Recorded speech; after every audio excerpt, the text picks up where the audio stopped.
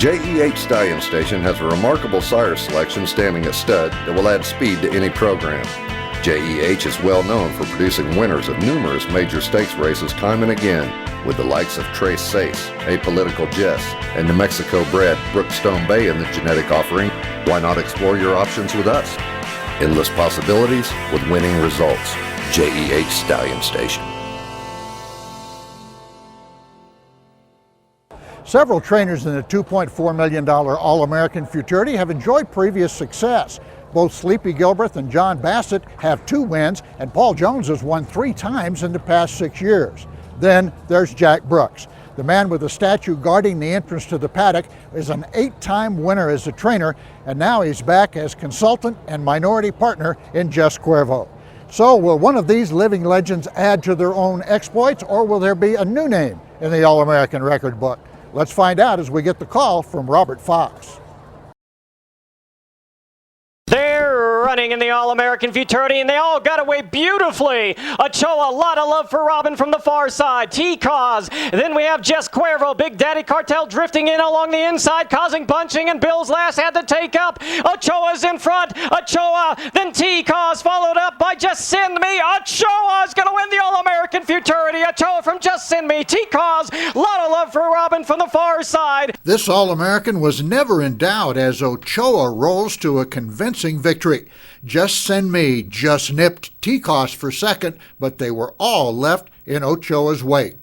After finishing a closing third in the RUIDOSO Futurity in June, Ochoa was held out of the rainbow to point for Labor Day, and the plan worked like a charm.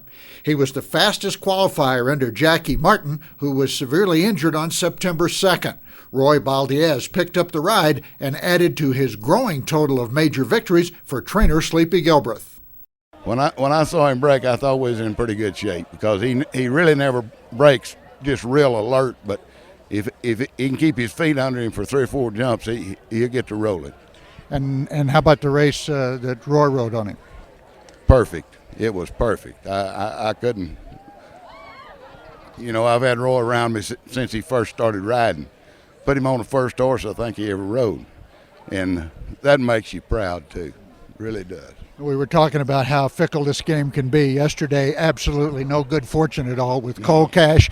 Today, you come and cash with Ochoa. Yes, sir. It is just a better day today. And how about Jackie Martin? I wish he was here with us. You know, Jackie, he did a lot to help me with this horse, and I listen to Jackie. When Jackie Martin tells me something, I listen, and I tried to do it just like I thought he wanted it done, and he galloped the horse 2 or 3 times this week, and every time he got off of him, he said he's better today. He's as good as he's ever been. And okay, Jackson. You're ready. Yes, sir. One of the things we've been talking about all week with Sleepy Gilbreth is how special it would be to win the All-American for Johnny Jones. Johnny Jones is my old partner. And he's a heck of a horseman, and just a very good friend, and a friend to a lot of people. And I'm just elated that we got it done. This was the 3rd All-American victory for Sleepy Gilbreth. The sheer size of the Wind Circle celebration barely left enough room for the horse. It was a popular victory with the public as well. Ochoa was the 8-5 favorite, and coupled with 17-1 Just Send Me for a $105 exacta. Those who had Ochoa in the All-American Futurity Future wager cashed in at 25-1. The running time of 21.058 was the 4th fastest in All-American history. And we'll be right back with more interviews and a full order of finish right after this.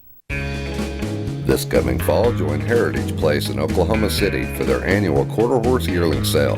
The industry's largest sale event is scheduled to begin at 10 a.m. on Thursday, September 15th. So mark your calendar and make your plans now to be in Oklahoma City. This 3-day offering will consist of nearly 1,000 head of the finest quarter horse yearlings presented at auction anywhere this year in the country. We invite you to join us, Heritage Place, where champions are sold. Jockey Roy Baldiez has ridden the roller coaster with Sleepy Gilbert this week, through the disappointment of Cold Cash 123 to the elation of Ochoa. It's great. It's really great. This horse, they're both exceptional animals, and yesterday we just had a rough trip, and today we had a perfect trip.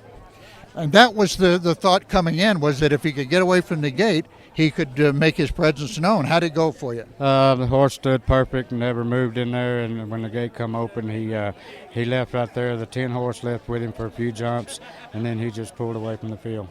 Were you ever in doubt that you were going to win it? No, I wasn't. He pulled away from the field so easy. He was just hang on and don't fall off after that.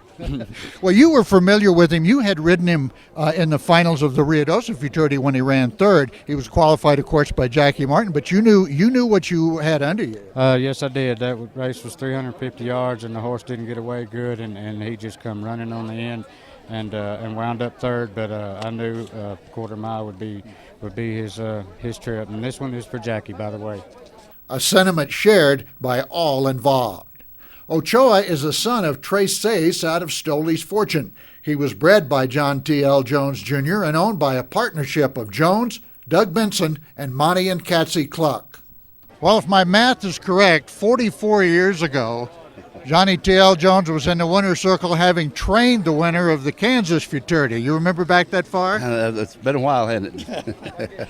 And here he is as the owner and breeder of the All-American Futurity winner, Ochoa. Johnny, how does it feel after all this time? Well, you know, Diamond isn't anything but a little piece of coal stayed with it. And you stayed with it, and you were in the thoroughbred business for many years, but you never lost sight of the quarter horse. Never did. And tell me about Ochoa. Well, you know, I bought a mare here at the sale, and she broke through the gate and worked about 300 yards and injured herself, so I had a brood mare. And I bred her Ocean Runaway, had a nice coat. I just thought I needed a little more substance in her. It wasn't any great breeding plan. And I like Trace Sayce, and that's why I bred her. And you put a partnership together. Well, I said he was by a horse that was a little cool, out of a mare unraced. And I just told my wife I wasn't going to sell him less than $25,000. Well, they had a live bid at 24, and by God, she bid 25. Thank God. So we have Brenda to thank for Ochoa still being in the family. Yes, sir. I'll lay the first fold Brenda something. And then the people that you got involved. Well, they've really been friends of mine for years, and they've been asking me for 3 or 4 years that they wanted to do a horse. Well, the hardest thing you'll ever have to do is to buy a friend a horse. So I thought, well, it's not a lot of money, and I asked her if they'd like to join me, and I bought another filly, and of course she wasn't near as good as him. Anyway, and so we've had a good run. Everybody's happy, but they were all happy, but win or lose. Well, you have a favorite saying I know you've said to me many times. It's very appropriate for this longevity. Stay in the buggy? Stay in the buggy. Ochoa captures the biggest 2-year-old purse in quarter horse racing history, earning $1.2 million. Just Send Me, one of 3 saddled by trainer Blaine Wood, took home $350,000 for second. Big Daddy Cartel finished 8th, but was disqualified to 10th. So Ochoa jumps to the top of the 2-year-old ranks with a career-defining and popular victory, and threatens to be a major force at 440 yards in the big stakes to come. It seemed like it's really helped my program. I've had no OCDs in my babies, and when they get to the track, first start breaking them, we haven't had problems going into it. And it seems like to me that the horses grow a little more and really develop better with the cow density to get them ready to get on the track and start the program. And we had real good luck with it the last couple of years, keeping the horses a little sounder and winning a lot of races. Travel accommodations provided by La Quinta Inn Ruidoso, the horseman's home away from home.